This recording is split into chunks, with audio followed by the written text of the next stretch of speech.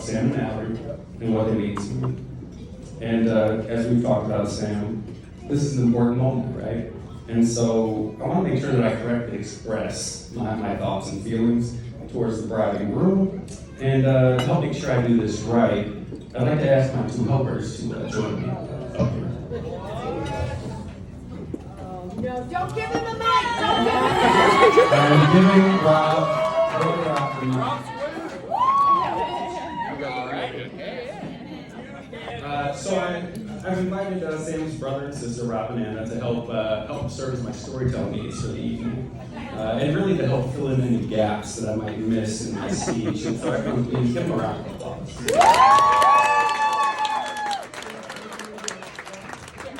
Excellent, thank you. So moving on, Sam and I met in college at Miami University, where we were teammates and friends on the track and field team. And so I believe between the two of them, they have 2 Miami University records. And Rob, remind me, who holds those records? God, you're a legend. Yep, that's right. So Sam graduated a year before me, but we kept in touch after college. And as fate would have it, in 2016, we became roommates in Chicago. And we lived together in different neighborhoods until 2021, when a special someone entered Sam's life. And more on that later, of course. Now, when you've known someone for so long, there's a lot that I could talk about here. And but it's important for me to tell the good stuff, the right stuff, and not tell stories that maybe wouldn't be so fitting for the evening. I believe there was one where they were walking to the bars at Miami and Sam had gotten in a fight with a car review mirror. That was you! Or maybe that time that his little sister beat him up on his 30th birthday. Yeah, that was a good one. That was a good one. I didn't remember that, but that was a good one. But for real, I'll start by talking about how good of a friend Sam really is. My senior year in college, I was coming back from winter break, and for some reason, I decided to take the Mecca bus from Chicago to Ohio. And typical me, I wasn't paying any attention to the details of the trip, and I soon found myself getting dropped off in a very sketchy neighborhood in the area of Cincinnati around midnight. There were no taxis or Ubers around, and I immediately panicked. I quickly remembered that Sam lived somewhere in the Cincinnati area, and I called him looking for advice. I didn't know if Sam really lived close. It was a Friday night, and I had no idea if he would even answer the phone. Thankfully, he did, and he didn't ask why I didn't plan better or make me feel bad about calling so late. He was simply happy to hang out. And pretty soon he picked me up. We hung out in Cincinnati for the night, and then he drove me to campus the next day. And that's the type of friend Sam is. He's never judgmental. He's always happy to hang out and help a friend. My takeaway from that is that Sam didn't have plans on a Friday night. What a loser. And he was definitely single then, too.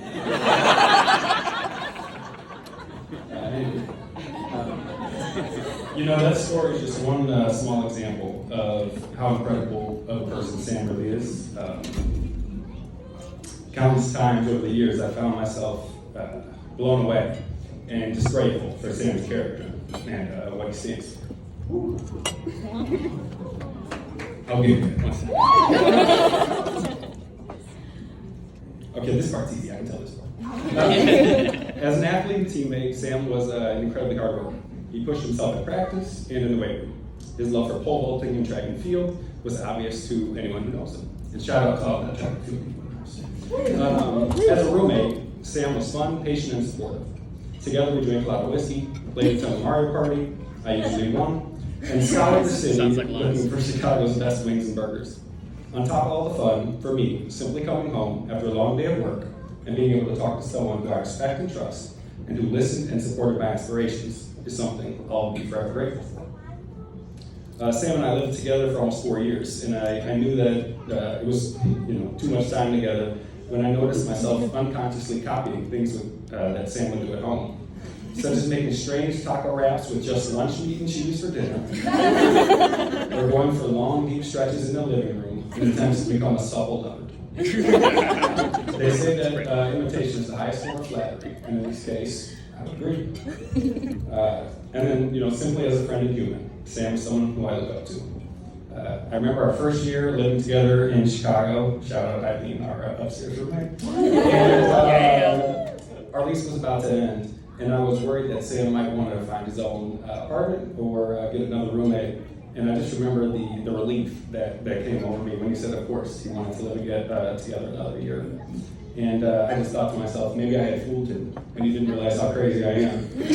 Or maybe he did, who knows, and Rob is his brother, so he's probably used to it. You know, still to this day, I pinch myself at how lucky I am to have Sam in my life. Easy, Rob. Let's get to Mallory. I'll just say, Sam gave the best man speech at my wedding in September, and I'm beyond honored to do it for him tonight. But yeah, keeping it back to Mallory here, I'll keep it short and sweet. I knew even before I met Mallory that she was the one for Sam. I could hear his voice when he first told me about this lawyer that ran cross country at Northwestern that he had just gone on a date with. He told me that she was smart, driven, and so attractive that he worried she was out of his league. Well, thankfully, listen to me. You're right. Mom, this is why we didn't give you a microphone.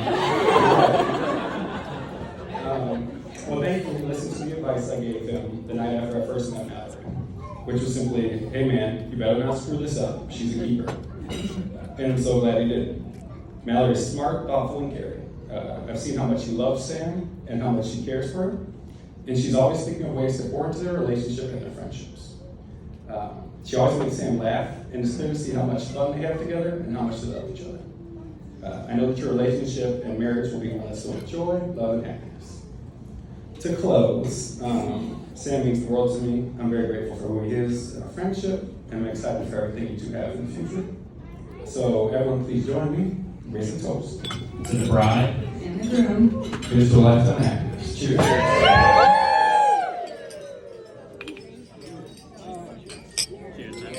And let's give a round of applause for our best man for the wilderness as well. Take that microphone. And before we return to the rest of our evening, I have another set of special guests I would like to invite to the microphone.